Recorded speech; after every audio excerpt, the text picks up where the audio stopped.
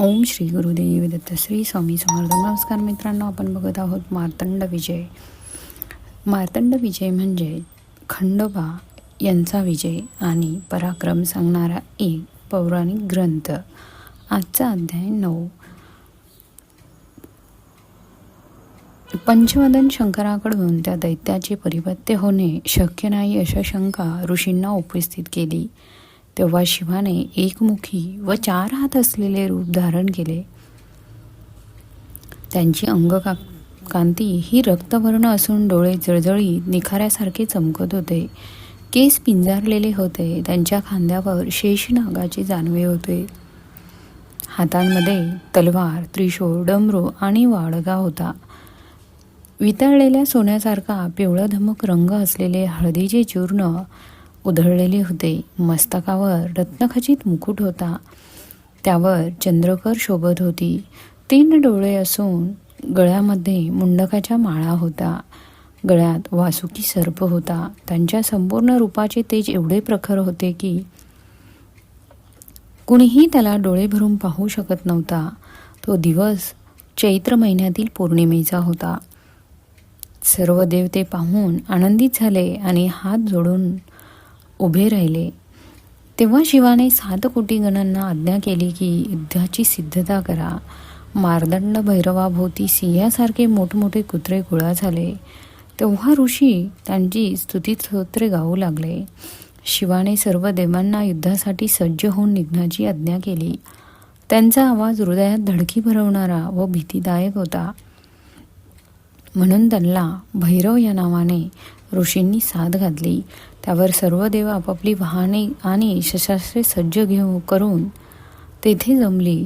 तेव्हा शंकर कैलासा पर्वतावरून खाली उतरले व पांढऱ्या शुभ्र नंदीवर बसताना एक पाय सिंहाच्या पाठीवर ठेवला व ते चढून बसले.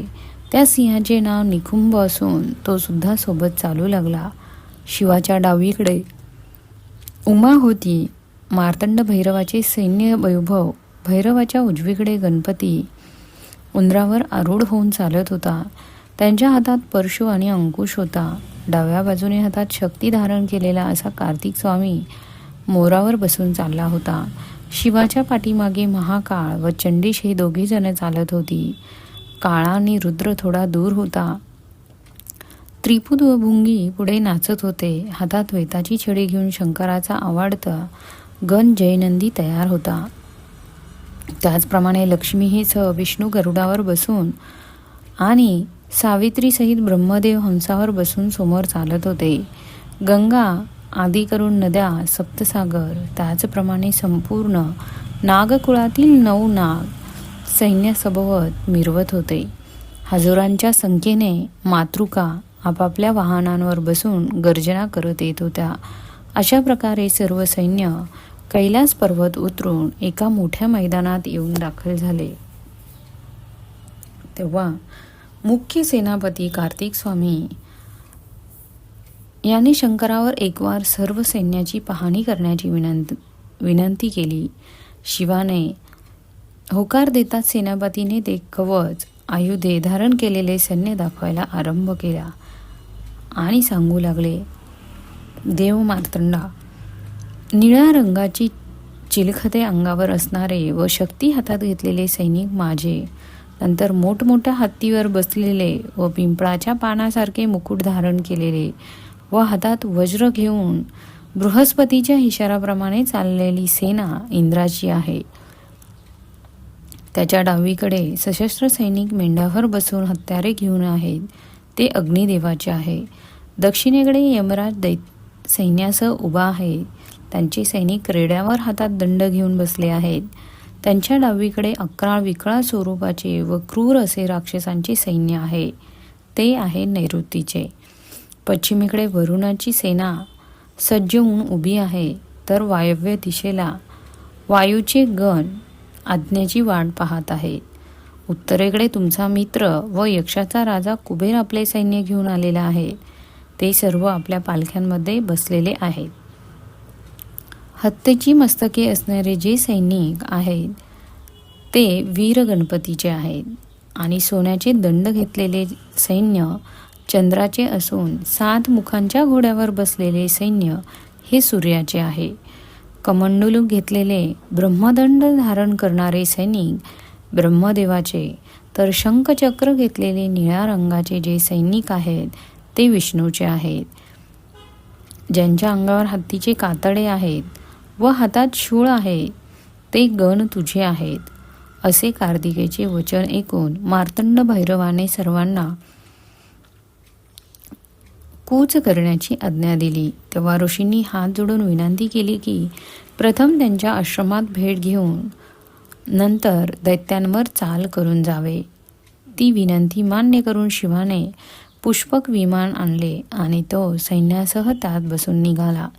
धवलगिरीवर सैन्य सर्वजण उतरले. ऋषींचे आदरातिथ्य स्वीकारून 3 रात्री तेथे राहिले. तेव्हा सर्वजण पुढे जाण्यास निघाले. आणखी पुष्कळ जण आपले सैन्य घेऊन युद्धामध्ये सामील होण्यासाठी आले होते. त्यामध्ये पृथ्वीवरचे अनेक राजे देखील होते.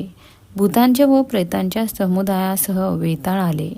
शाकिनी डाकिनी देखील आल्या. शस्त्रास्त्रे घेऊन महाक्रूर मातृका आल्या. मुसळ, शक्ती, परशु, त्रिशूळ, नारंग, लोखंडी, साखळदंड, शंख, चक्र, धनुष्य अशी शस्त्रे पराजित ते गर्जना करत होते. आदिवासी, भिल्ल, कोळी असे देखील वीर त्यामध्ये होते. त्यात कित्येक जण विकराळ स्वरूपाचे होते. कुणी उंच, कुणी ठेंगू, कुणाला सोंडा असून कुणाला अनेक तोंडे देखील होती. काही जणांच्या डोक्यावर शिंगे होती. अनेक हात, अनेक पाय असणारे होते व लांब कानाचे. कोणाला मुंडके नसणारे, कबंध, अस्वलासारखे केसाळ, काळ्या पिवळ्या रंगाचे असे पुष्कळ जण होते. अनेक वाद्य वाजवीत त्यांनी मोठा कल्लोळ मांडला होता. ते शिवाचे फार आवडते गण होते. ते सर्वजण मोठमोठाने वाद्य वाजवीत आणि गर्जना करत मणिचूल पर्वताशी येऊन दाखल झाले. अष्टभैरवांनी सैन्याची व्यूहरचना करण्यास आरंभ केला. तो प्रकार पाहून मल्लासुराचे हेर धावत धावत राजापाशी गेले आणि त्यांनी सर्व वृत्तांत राजाच्या कानी घातला. मित्रांनो, मार्तंड भैरवाचे पुढील अध्याय बघण्यासाठी चॅनलला सबस्क्राईब करा. धन्यवाद.